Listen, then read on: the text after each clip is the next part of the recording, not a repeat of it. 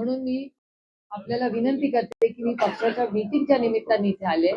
पत्रकारांना फार वेळ थांबायला नको, म्हणून तुमचे जे काही प्रश्न असतील तो पहिला टप्पा आत्ता एक घेऊ आणि नंतर ठाकरे कुटुंबाचा कार्यक्रम झाल्यावर 2 तासांनी परत तुम्हाला वेगळी बाईट देते. त्याच्यामुळे आता तुम्हाला पहिल्या टप्प्यात काय विचारायचं विचारा, म्हणजे आम्ही आमच्या कामाला लागू शकू. सगळ्यांचे आभार. आणि जी काही या गडबडी आणि गर्दीमुळे गैरसमज झाली असेल त्याबद्दल दिलगिरी व्यक्त करते, पण आता घरचं समजून मॅनेज करा. एक तर गेले अनेक दिवस पार्लमेंटचं सेशन चाललं होतं. पार्लमेंटच्या सेशन मध्ये अतिशय 3-4 महत्वाची बिलं आलेली. एक तर SIR वर सविस्तर चर्चा झाली, त्याच्यानंतर रामजी बिल आणि न्यूक्लिअर अग्रीमेंटचं बिल, या 2-3 अतिशय महत्वाच्या बिलांवर चर्चा होती. त्याच्यामुळे गेले 3 आठवडे सातत्याने तुम्ही तुमच्याही चॅनलवर तुम्ही ही रिपोर्टिंग केलंय, त्याबद्दल तुमचे आभार मानते मी. पण साधारणपणे आमचे 3-1 आठवडे सगळ्याच खासदारांचे, सगळ्याच पक्षाचे दिल्लीमध्ये गेले. ते झाल्यानंतर कॉर्पोरेशनचं इलेक्शन अनाऊन्स झालं तोपर्यंत, आणि त्याच्यानंतर पुणे असेल, मुंबई असेल, नाशिकच्या सगळ्याच आपल्या कॉर्पोरेशनच्या बाबतीत कुठे काय निर्णय घ्यायचे. मुंबईमध्ये आमची चर्चा काली शिवसेनेची सविस्तर 3-4 छोट्या छोट्या मीटिंग, मग काँग्रेसची मीटिंग, म्हणजे परमिटेशन कॉम्बिनेशन मध्ये मीटिंग चाललेल्या आहेत. आणि गेले काही दिवस माझे सगळे सहकारी हे पुण्यामध्ये काय करायचं याचा एक आढावा घेत होते, आणि त्याच्यामुळे त्याचा एक फॉलोअप म्हणून आज मी सगळ्या सहकार्यांना भेटते. एक ही फॉलोअप मीटिंग आहे, ही कंटिन्युटी मधला फॉलोअप. दोन्ही राष्ट्रवादी एकत्र येण्यावर चर्चा करतात. काल तुमच्याकडे काही नेत्यांनी मंडळी बैठक घेतली, तोच हा विषय परत होणार का, किंवा दोन्ही राष्ट्रवादी एकत्र येणं कधीपर्यंत फायनल? नाही, कसं आहे की आमचा पहिल्या दिवसापासून प्रयत्न आहे की महाविकास आघाडी आणि कुठलेही समविचारी मित्र पक्ष जर एकत्र येऊ शकत असेल तर पुण्याच्या हितासाठी. मी कालही बोलले, आजही बोलते की हे इलेक्शन हे आपली शहरं सुधारण्यासाठी आहे. आपण जर लेटेस्ट इकॉनॉमिस्ट वाचला असेल तर त्याच्यात पूर्ण देशाचा नाही जगाचा आढावा घेतलेला आहे की नागरीकरणामुळे तुमच्या माझ्या आयुष्यात रोज बदल होतो. आणि त्याच्यामुळे 2 अशी शहरं आहेत जगामध्ये ज्यांना नागरीकरणाचा काही फटकाच बसलेला नाही, आणि त्यातलं एक शांघाय आहे. त्याच्यामुळे आता शांघायमध्ये खूप डेव्हलपमेंट झाली, किंवा जपानमध्ये खूप डेव्हलपमेंट झाली, पण जपानमध्ये अनेक वर्ष झालेली आहेत. पण शांघायमध्ये डेव्हलपमेंट झाली, पण तिथे प्रदूषण झालं नाही. आता ज्या लोकसभा मतदारसंघात मी लोकप्रतिनिधी म्हणून काम करते, तुम्हाला आश्चर्य वाटेल पण एक 5-10 वर्षापूर्वी तुम्हालाही आठवत असेल की पर्यावरणाबद्दल पुण्यात फक्त वंदनाताई टोकाची भूमिका घ्यायची. वंदनाताई बोलायच्या आणि आपण बोलायचो, पण वंदनाताई ज्या पोटतिडकीनी पर्यावरणाबद्दल बोलत होत्या, आपण सगळ्यांनीच मान्य केलं पाहिजे की त्या पोटतिडकीनी आपण कोणीही तो विषय त्या गांभीर्याने जेवढं वंदनाताई म्हणत होत्या ते घेत नव्हतं. मान्य सगळ्यांना, पत्रकारांनाही मान्य असेल. या परिस्थितीमध्ये आज मी जेव्हा मतदारसंघात मला जर 100 पत्र येत असतील तर एक काळ असा होता की मला 90 नोकरीसाठी येत होती आणि 10 बाकीच्या प्रश्नांसाठी येते. तुम्हाला आश्चर्य वाटेल, आजही जेव्हा 100 पत्र येतात त्यातली जर 90 नोकरीसाठी आहे तर 90 प्रदूषण आणि नुसतं हवेचं नाही, पाण्याचंही. आणि फक्त मुंबईत आपलं हिंजवडीतून पत्र येत नाहीत, मला निऱ्यातून पत्र येतात, मला इंदापूरमधून पत्र येतात, मला बारामतीतून पत्र येतात. त्यामुळे पाण्याचं प्रदूषण आणि हवेचं प्रदूषण हा एक खूप मोठा विषय हा झालेला आहे. इलेक्शन येतील आणि जातील, पण ह्या गोष्टी जर एकदा हानिकारक झाल्या तर ज्याच्यासाठी आपण सगळे कष्ट करतोय की आपल्या मुलांसाठी पुढे चांगलं व्हावं,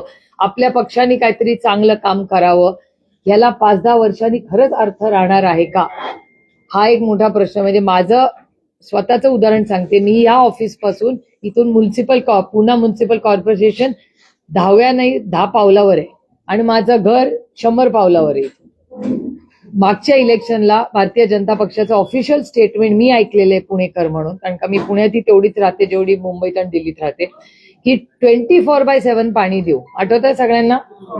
आणि आपण सगळे म्हणत होतो कसं देणार आहात फॉर्म्युला सांगा.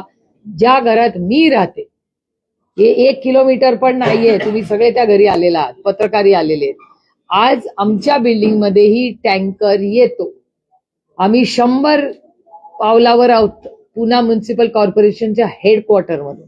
7 वर्षापूर्वी 24/7 पाणी देणारी पुण्याचं प्रशासन आज माझ्याकडे रोज टँकर येतो रोज.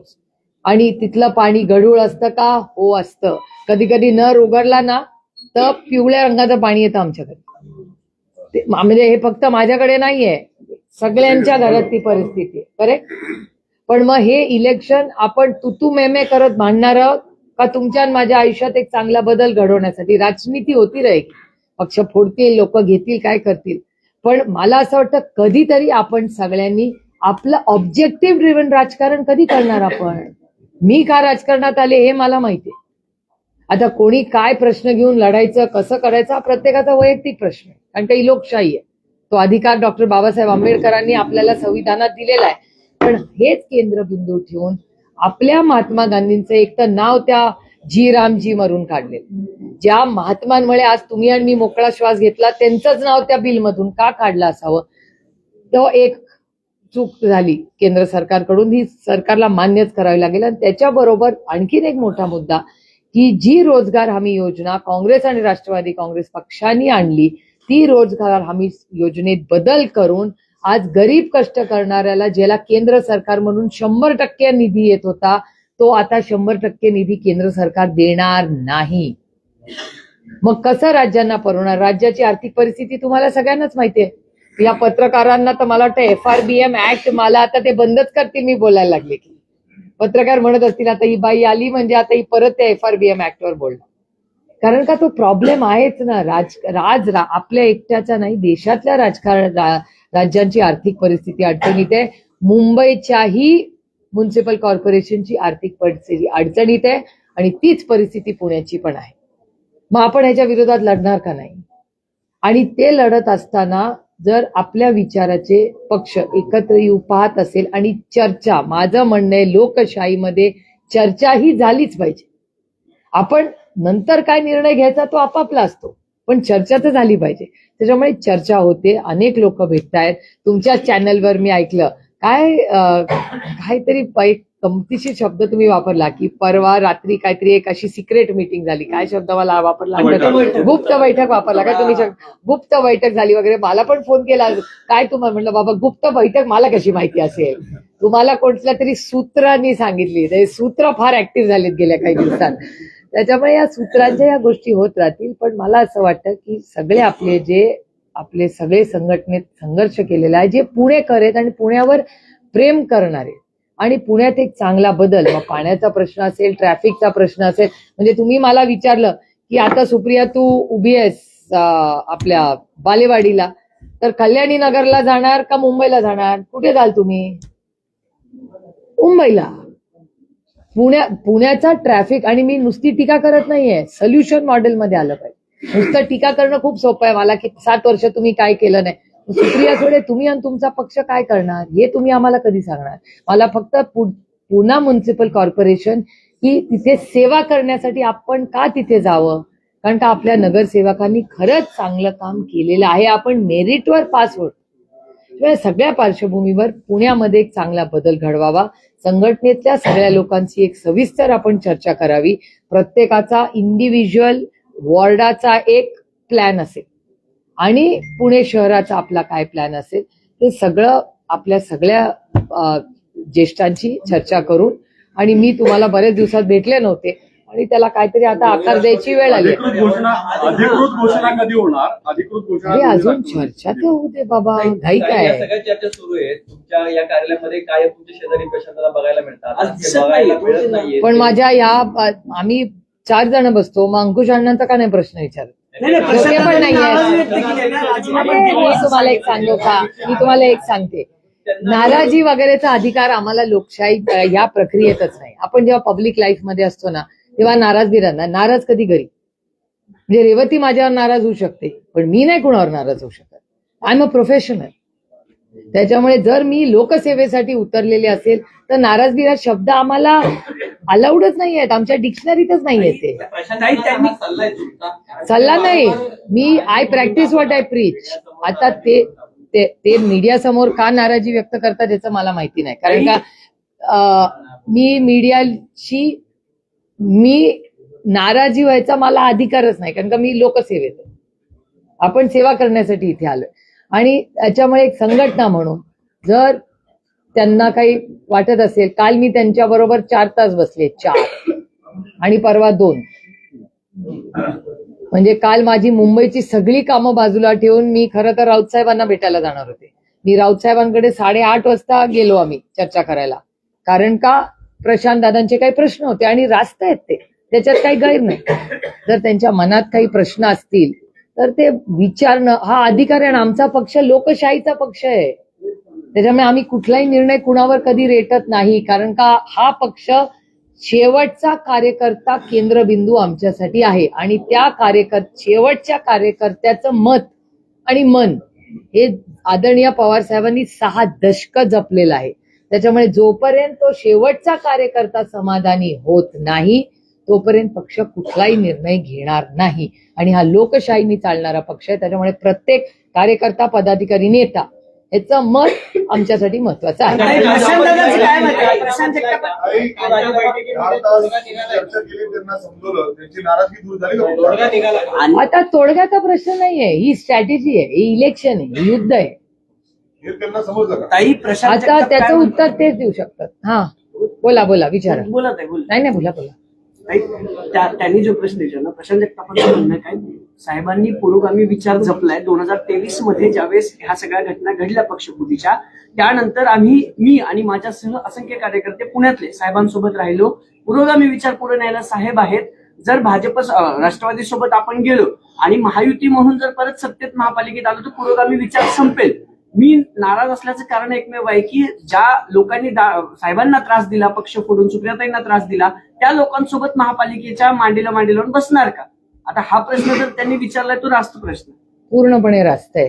मी तुम्हाला थोडं हिस्ट्रीमध्ये परत नेते. आदरणीय पवार साहेब आणि सोनियाजींना चॅलेंज केलं होतं, आठवतंय तुम्हाला?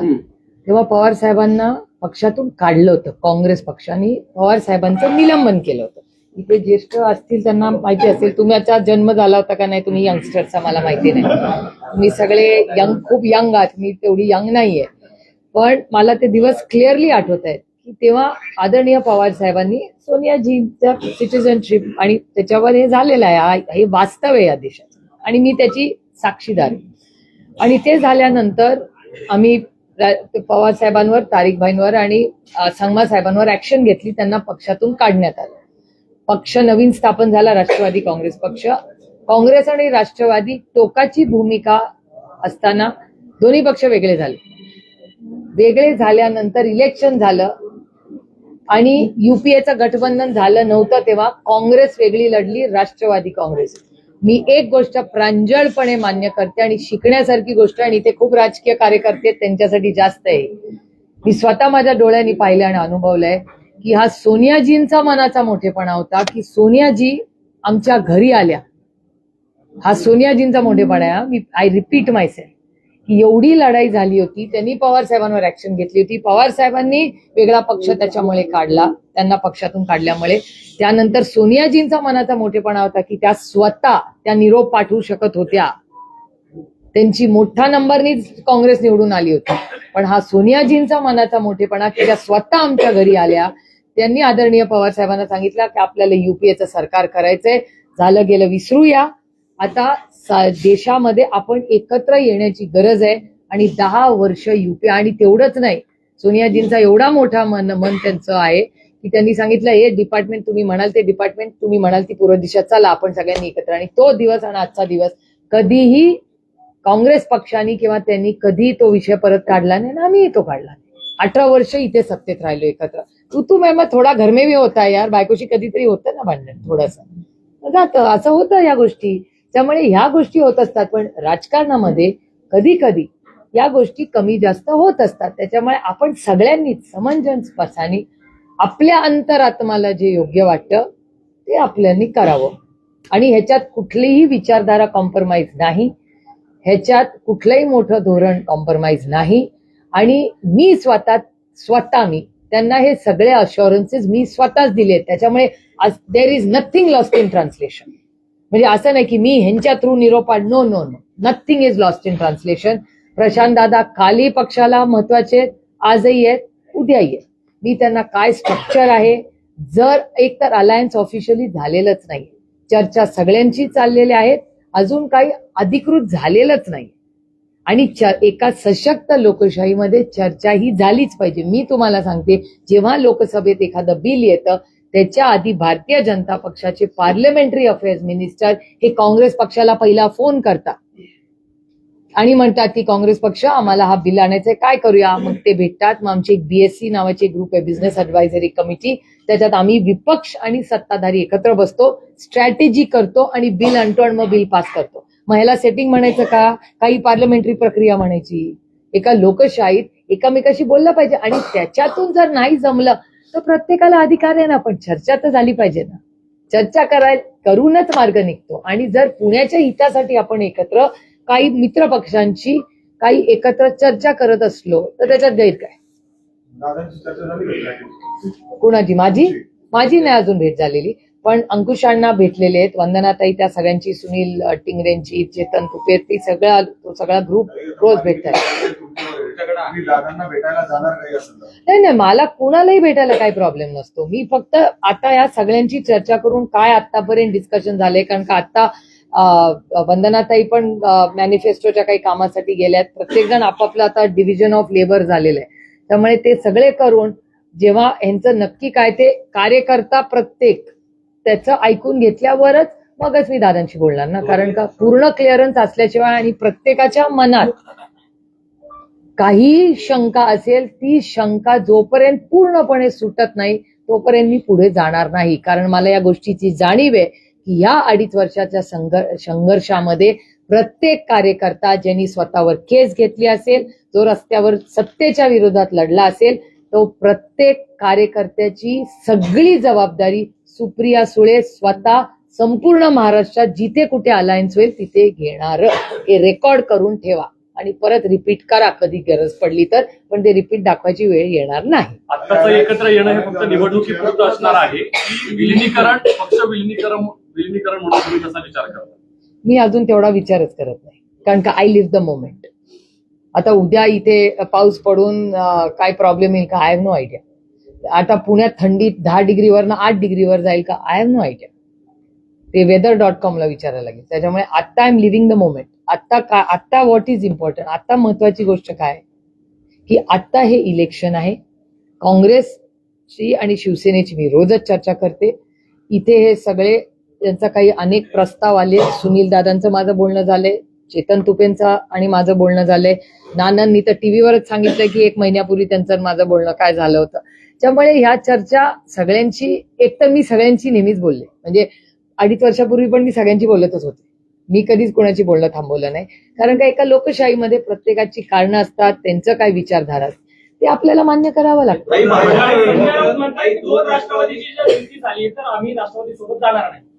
ते ठीक आहे ना, त्यांचं मत असू शकतं ना. लोकशाही अलायन्सेस करताना प्रत्येकाला अधिकार आहे. तर काँग्रेस म्हणलीच होती ना की मनसे आणि शिवसेना गेली, आणि तुम्ही मला अर्ध विचारताय. राऊत साहेब काय म्हणाले, पुरं स्टेटमेंट तुम्ही कदाचित ऐकलं नसेल, पण मी ऐकलं की महाविकास आघाडी लोकसभा विधानसभेला इंटॅक्ट राहील.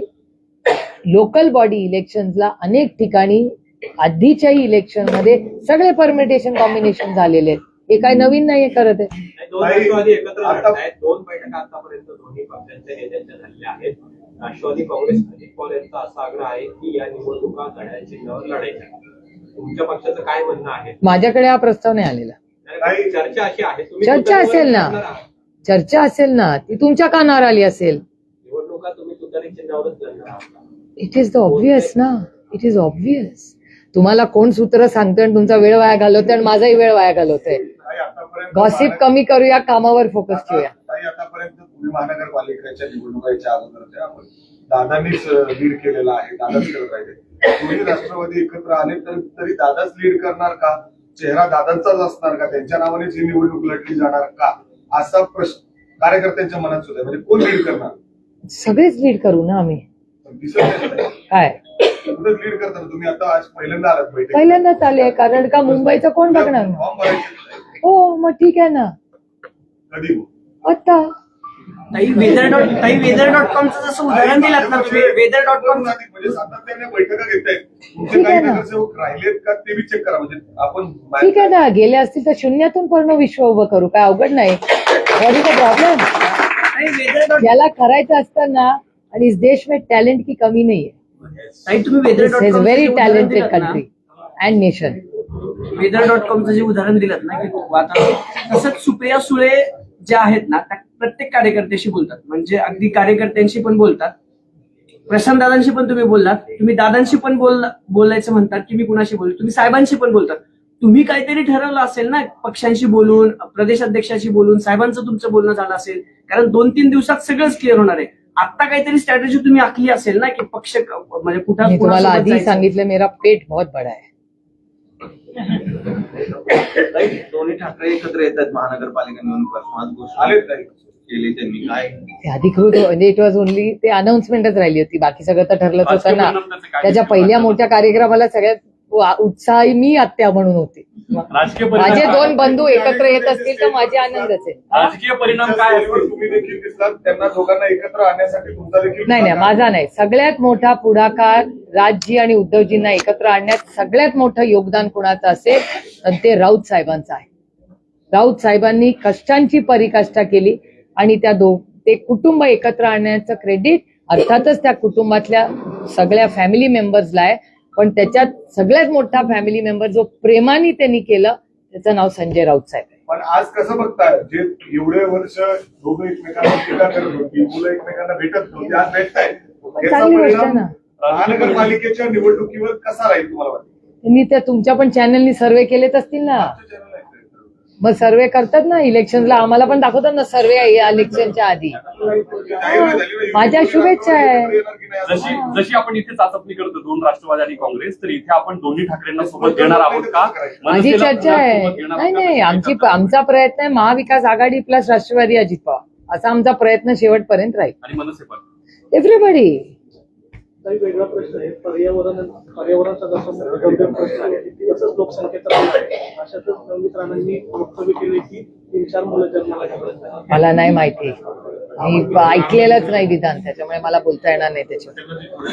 विशाल तांबेंनी न रडण्याची भूमिका घेतली आहे, तर त्यांचं काय नेमकं कारण आहे? ते ठीक आहे ना, प्रत्येकाला आपापलं कारण असतं. त्यांना वाटत असेल लढायचं नाही, लोकशाही आहे, लढायचं का नाही लढायचं हा प्रत्येकाचा वैयक्तिक प्रश्न आहे ना.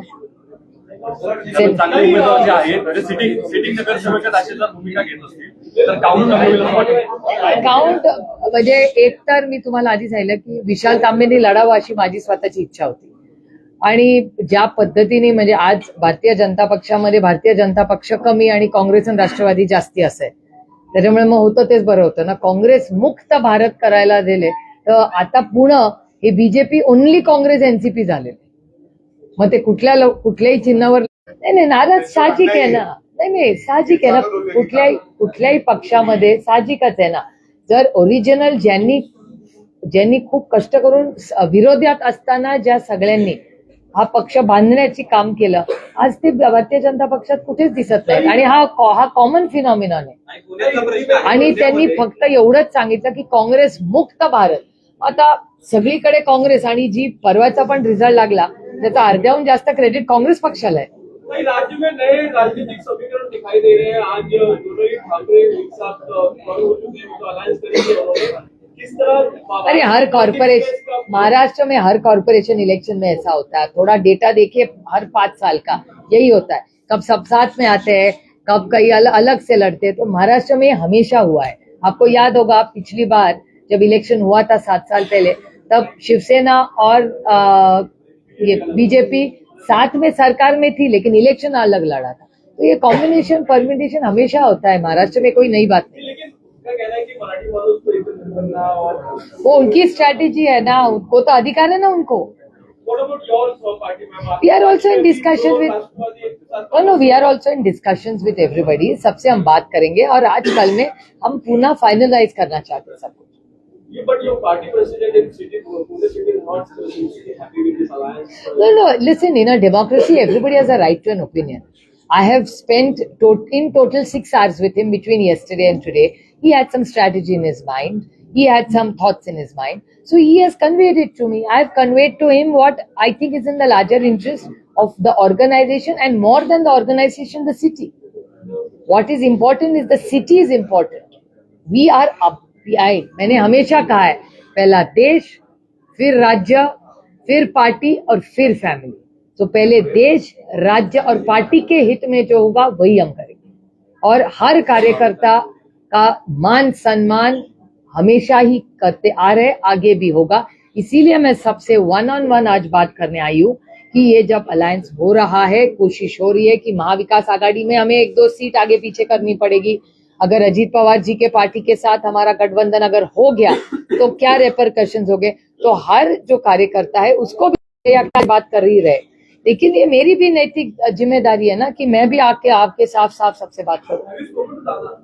Yeah, we are in touch, but unless I have something productive to offer to discuss, everybody is under pressure of time, no?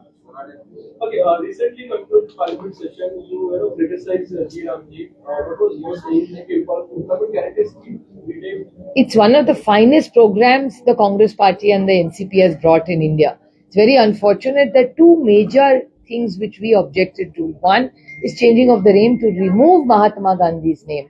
It was really objectional, point number one. And point number two, the breakup of the amount.